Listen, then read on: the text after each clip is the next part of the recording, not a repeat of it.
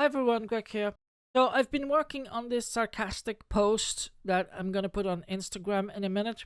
And the thing is, I think we've all seen those types of quotes, and they're supposed to be very inspirational, and they usually set against a very gorgeous landscape, and it usually involves a sunrise or something or other. And the thing is, I've been asking myself the question, when it comes to procrastination, when it comes to trying to get things done, how useful are they really? Like you maybe look at them and you think, oh yeah, that's nice, but then do you actually start doing stuff? And my feeling is no, and they certainly don't work for me. And procrastination is something I've struggled with pretty much all of my life, and I'm trying to figure out what really works here, as opposed to well intended but generally quite useless inspirational quotes. And if you go onto YouTube and you look at productivity videos or anti-procrastination videos or whatever, how much of that actually works? Like, how much of that actually gets you to a point where you become a more productive person? And I would suggest not many of them, if any of them at all, actually achieve that. So the one video that really began clicking with me as something that might just help a little bit and kind of get me slowly on that pathway towards actually becoming more productive is the video by Andrew Kirby. And I'm going to place the link in the description. But he said something interesting. He said, procrastination is not about time management. It's not about discipline. It's about negative emotions. And the thing about time management, this is actually easy.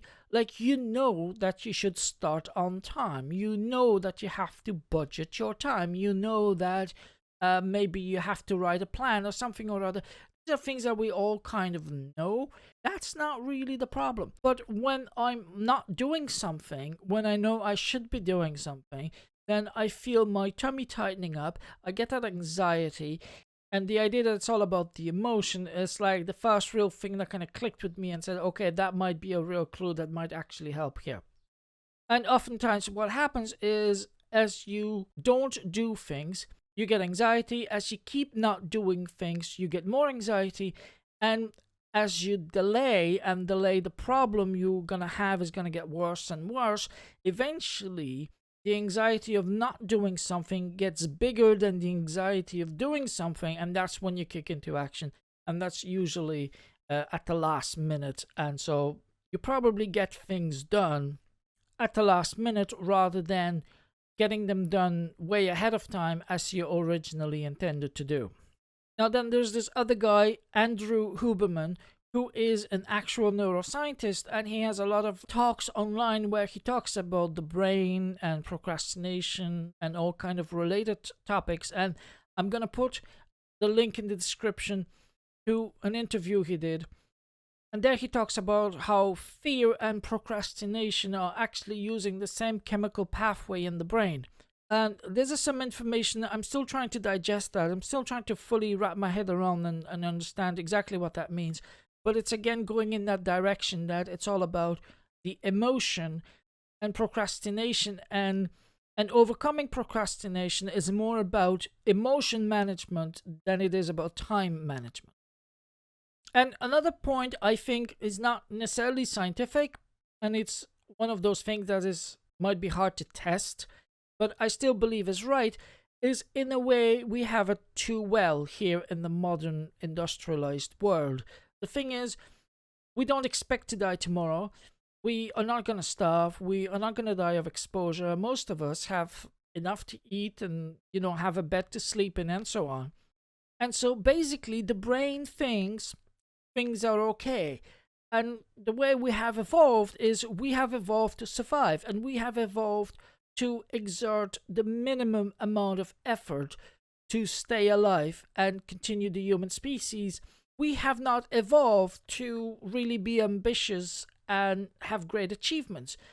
And so when you want to actually achieve things, and it doesn't matter what that thing is, whether it is writing a novel or starting a business or anything you want to do, any kind of achievement, you're really fighting this upstream battle with your brain who is constantly thinking, well, you're not gonna die. Well, you're not under any immediate threat, so you should conserve energy, really. And your ambition that is kind of butting heads against that and just wants to move forward. And usually the lazy part of your brain just kind of wins and says, no, well, you don't need to do any more effort than that.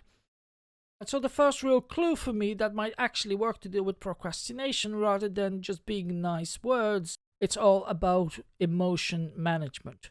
And I don't yet know how to deal with that, and maybe some meditation technique is the answer, or I don't know exactly what. And this is still what I'm working on to figure out.